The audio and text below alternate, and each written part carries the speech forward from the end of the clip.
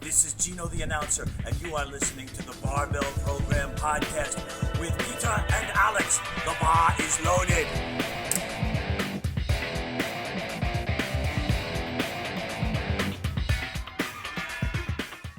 Ich halte es da. Interview die? Nein, Okay. warum nicht? Alexander, wo sind wir? Die meisten werden sich fragen, wo sind wir und warum filmen wir von unten? Der Grund ist der, weil wir am Flughafen in Luxembourg sitzen. Es gibt hier keinen Tisch und keine Möglichkeit, das Handy hinzustellen. Null. Und somit haben wir es einfach am Boden gelegt und sitzen halt da. Und schauen Hast am du der Boden Knie runter. absichtlich auch, ne? Nein, ich versuche es rauszuhalten.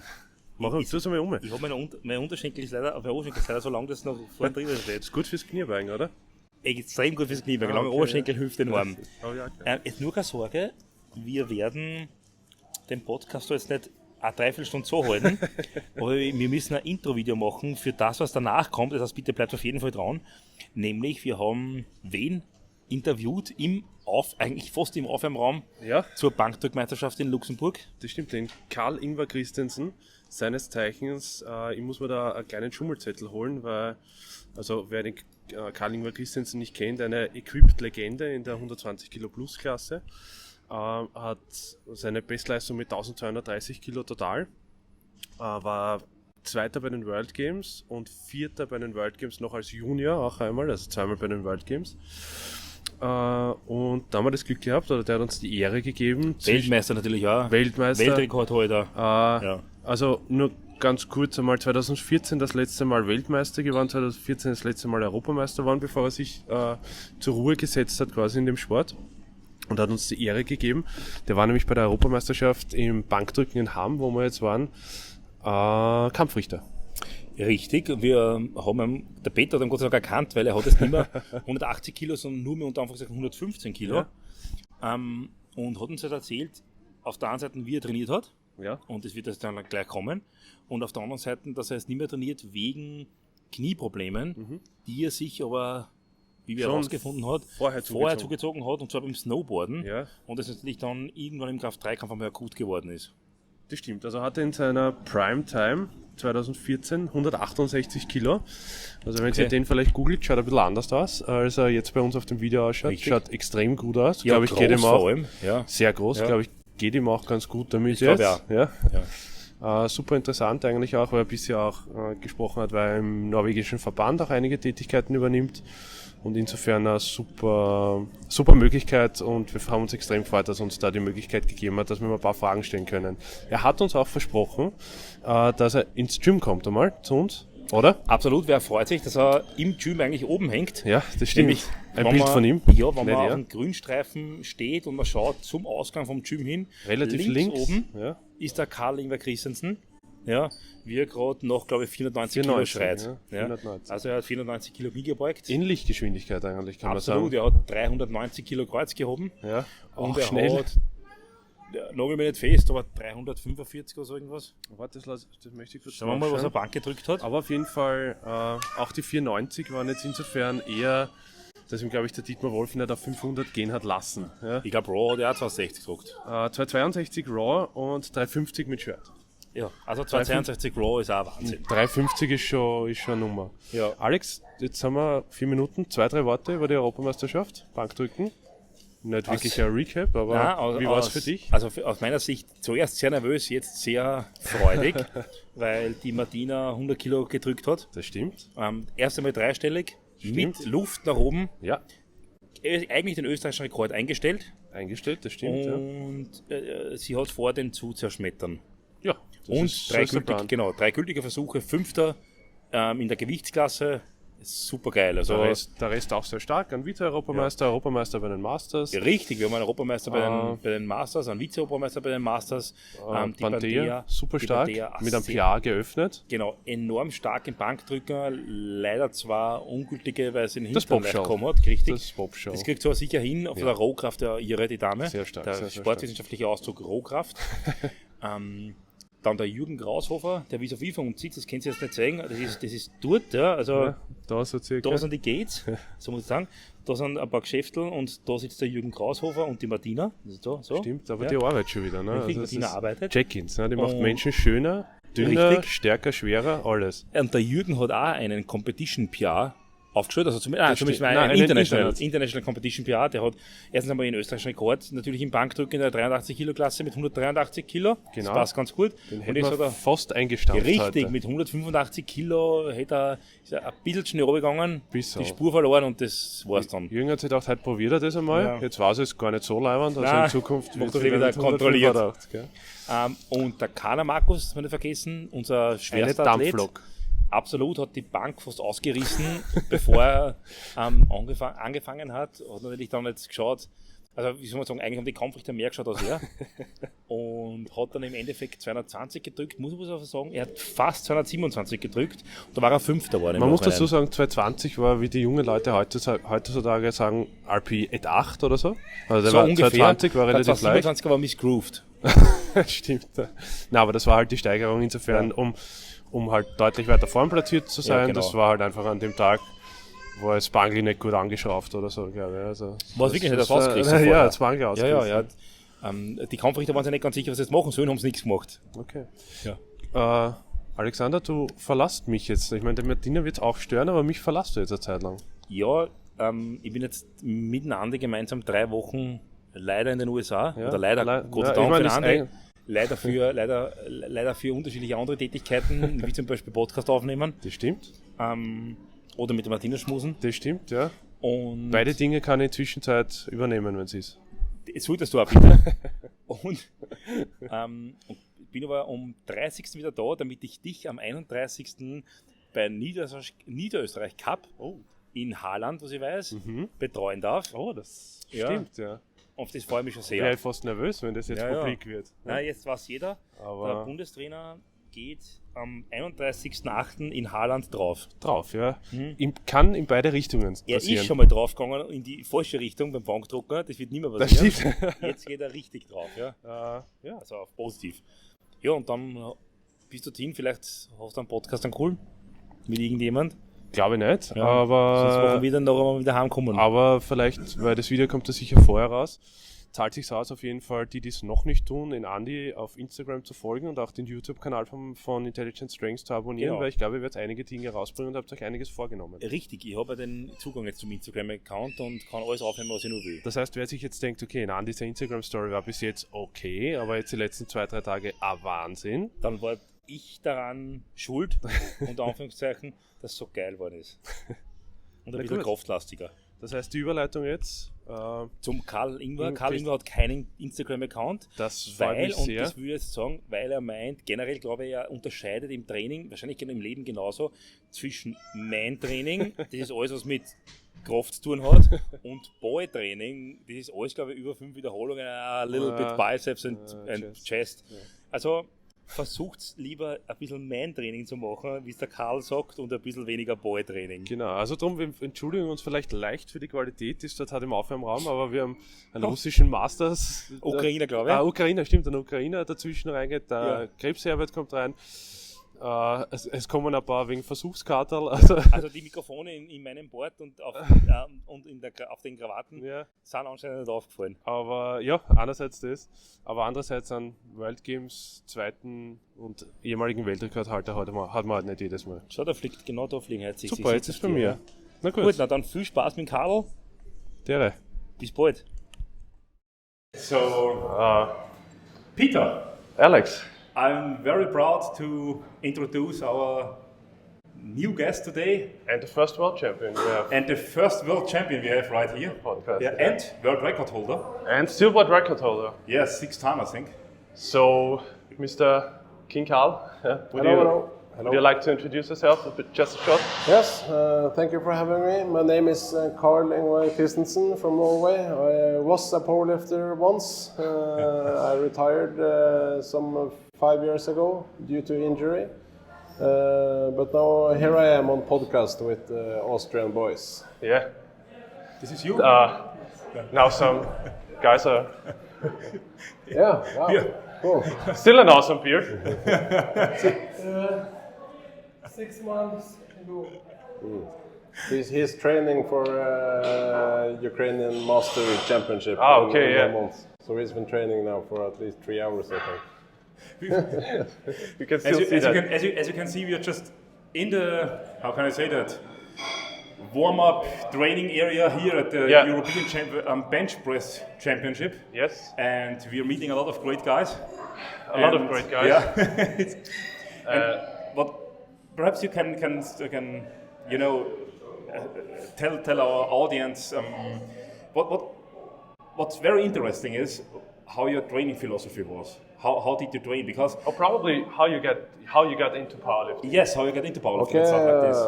Well, I started training with my father's equipment. He had just an old Weider bench press in our basement that he used a little bit. He didn't train much, but just like normal many dads do.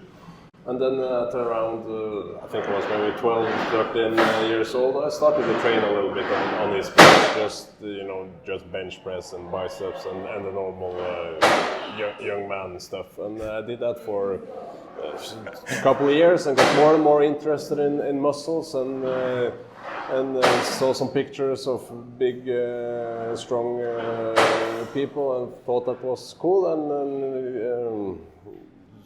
gradually I got more and more into it, and when I was 17 years old I joined a local powerlifting club near my hometown, and after that they took very good care of me when I went there, and I felt the very good environment and the very good friendship in the club.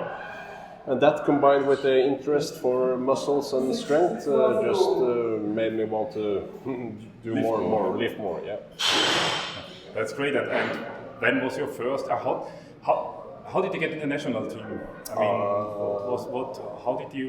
How old were you? How old were you? Yes. Well, okay. So I did my first powerlifting meet in 2007, in the end of 2007, I think. And then really? That was the first meet, just a local club meet. How old are you now? Sorry for disturbing you. I am 29 years old now. So I was 17 in my first competition, local club competition, and then the following year, 2008, I just did some more competitions, some national championship that year, and gained a lot on my total. And the next year, 2009, I think, this is a long time ago, so maybe I'm wrong now, but I think 2009 was the first year I was on the junior national team and did a couple also junior European championship and junior world championship. Okay, I think. But you were still a junior when you were in the World Games. Was your first World Games? Yes, that's correct. 2013 was my last year as a junior. And you got fourth place? No, I got third place. Third place. Sorry. World Games. Yeah. But that was a very bad competition for me. Just a bad day, dehydrated and hurt my back a little bit, so it was not a good day. But anyway, I'm happy with third place in World Games. As a junior? Yeah, as a junior. Yeah. And your second, because I don't know if everybody who's listening to the podcast is knowing that you still got the world record in total? No, I lost the world record to Blaine Sumner. Okay, because I looked it up on Good Lift today. And there is still your squat world record at the total world record. So Sasha has not updated his system. That's fine. No, but anyway, it's just a few kilos under the actual world record. Oh, well, Blaine did an amazing total of 1271.5 or something in Arnold's a couple of years ago. So he beat my world record with 41 kilos, and also the squat here I think has done 505. So he beat me with 40 in the total and 15 in the squat. But I still have the European record in total and squat, and I think, and some junior world records I still have. Yeah. But of course, world records are fun, but there will always be new lifters coming. So it's history is history and present is present. So it's not so important. Yeah, but anyway, you get a great history as an athlete, and Alex? Yeah, what is your training like? For example, normally you are known for this high frequency, Norwegian powerlifting project stuff. And was this the thing you always trained like that, or did you start when you started to do that? Did your total increase? Well, the first years before 2007, I trained first just like every boy do, only chest and biceps, and then I started to get a little more manly. Yeah, man. But also I got a little bit more knowledge about training and start to professionalize my own training a little bit. But then after 2007, when I joined the club, I got a trainer there. The junior national team trainer started to train me, and then it increased the frequency, as you say, to typical Norwegian deep-wire training.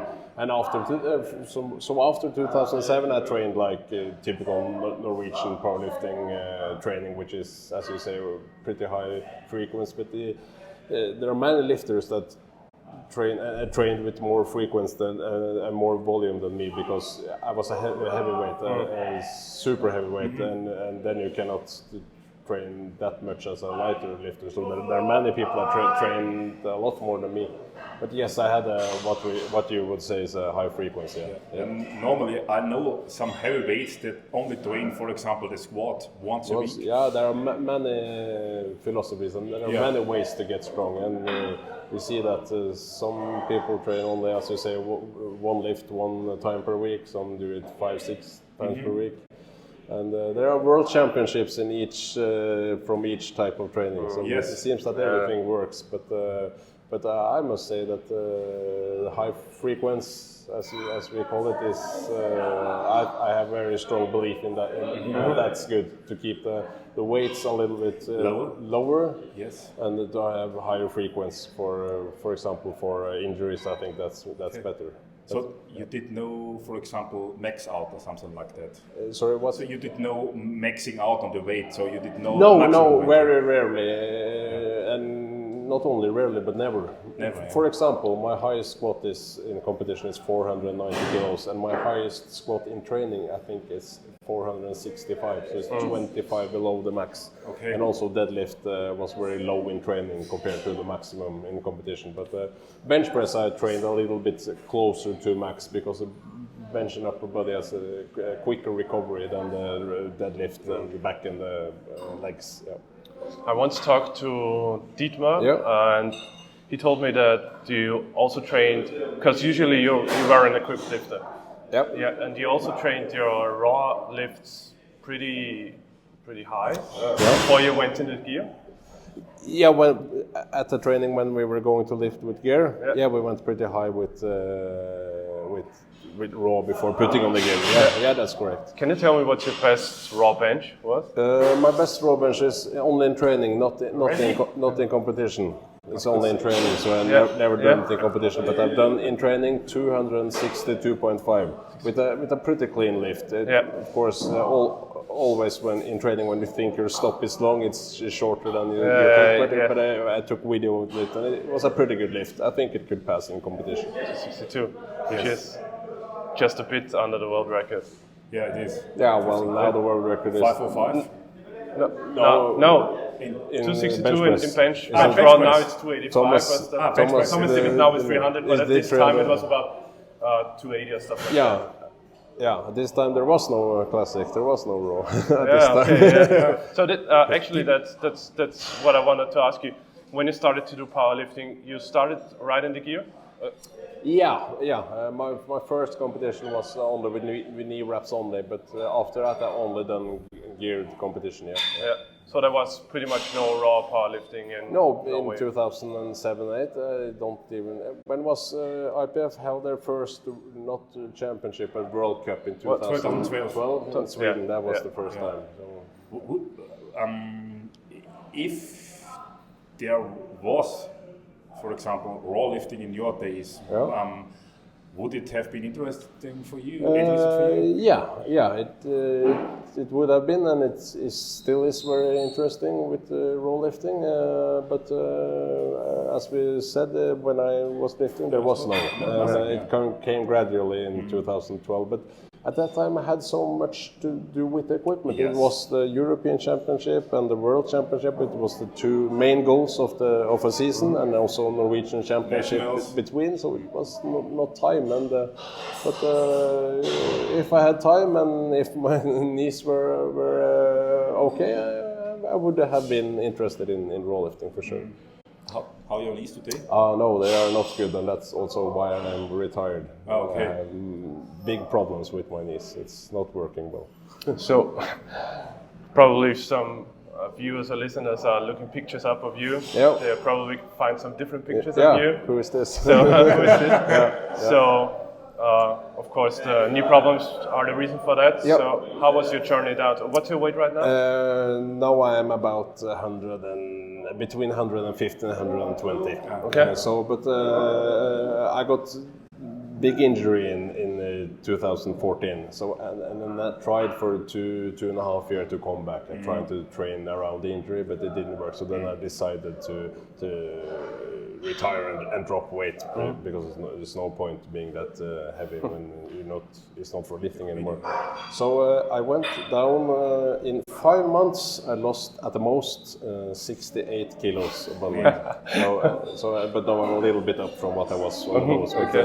It was very, very easy losing weight for me because, but from the start I was not big. Yeah. I was small. Really? From the start. I was always tall but skinny. So I, of course, being what I was close to 170 kilo body weight, I had to force myself to eat. Okay. Of course. Oh, okay. So when I could just stop that, the weight just dropped. Yeah, no problem. It's much easier to drop weight than to keep the weight up for me. Yeah, for you. Yeah, but the people are different, and some are big from before, and then it may be harder. But for me, it was very easy. Okay, what does your training look like today? Well, I try to train as good as I can, but the knees are a big issue. But I do train the power lifts, the tree lifts every week, and do my best. But it's not much. So it's more just like pumping and keeping. A little bit bodybuilding. Yeah, you can call it bodybuilding training. It's more that. So boy training, is boy training. Yes, back to boy training. But you did enough men training. So Right. But are you able to squat down? I am able to squat, but only with around 150, 170. That's all I can manage now, both due to pain but also due to strength. The strength is not better at the moment, unfortunately. Excuse me, but you forget to give a ticket for my... No, I gave it with your... Yes, not for me, for my... brother? Yeah, a partner. Okay, I will bring it. Is he lifting with you? Yes. Okay, I will bring it soon. Okay. 10 minutes I will bring 10 it. minutes? Yeah. Okay. Thank you. Yeah, now, as everybody heard, you're referee at the European Championships. Yep. How did that come? Was it always? I was a referee in Norway, national referee for a few years, and then in 2017 I took the exam for category 2 referee, international referee. I like to referee. I like to, when I'm not lifting anymore, I like to still be in the sport because I love powerlifting, and refereeing is a great way to still be in the sport. Is it hard for you? Because I know Alex used to compete till last year, and he also got injured a bit and stuff like that. And I know him super well, and I know it's hard for him to watch powerlifting competitions. How do you feel when you see? It's bench only, so it's not a sport. No, bench is cool, but I miss powerlifting. I miss training hard for something, not just like now when I'm just training to keep in shape. I miss training for a competition to set yourself a goal, and then also the competition is very fun to challenge against others. So I miss that very much. But I also at the same time enjoy very much being a referee, being a coach, being part of the game still as much as I can. It's a good compensation for not lifting yourself. Yeah. And it's good to give something back to the sport that you still love. Yeah, that's also great to contribute to it, and I contribute in many ways now. When I'm not lifting myself anymore, I am the leader or president in my local club, and I am vice president in the national federation, and also as a referee. So I'm very active in powerlifting still. Probably it's a personal question, but do you make a living out of powerlifting or coaching, or? No, and I never did, and never made a single dollar from lifting. No, it was always been a hobby, and it still only is a hobby, so it's just for fun. Yeah. So you work? Do you have a normal? I have a normal 9 to 5 job. 9 to 5 day job. Yes, I am a building maintenance guy in my local hometown. We have buildings that we rent out, offices, shop. Shopping mall? Yeah, so small mall, not a big mall, but small mall, and apartments, etc. that we rent out. Okay. So just like a janitor or whatever. I always think it's not that bad if you have some different stuff too. I mean, for me, now I'm full-time into training and powerlifting, but I used to be a teacher for 9 years. And it helped us, when I was competing, it helped to be a little bit away from all this cycling up and, you know. I agree with you. Yeah, the day is long, and if you are going to think about training and powerlifting the whole day, it's not healthy mentally. So it's very good to have something else occupying. Actually, that's true. Yes, 1/3 of the day. Small children helps. Help. Teacher. Okay, so we don't want to disturb you any longer because you have a lot to do, and we really appreciate that you find the time in between weigh-in, equipment check, and your, function as a head judge, that you can talk to us for 20 minutes, and as everybody could see, you are needed. And so thank you very much. You're always welcome in Vienna. Okay, great. Thank you. Thank you. You have to visit us. I will, and thank you for having me. It was nice. Very much. Yeah. Thank you.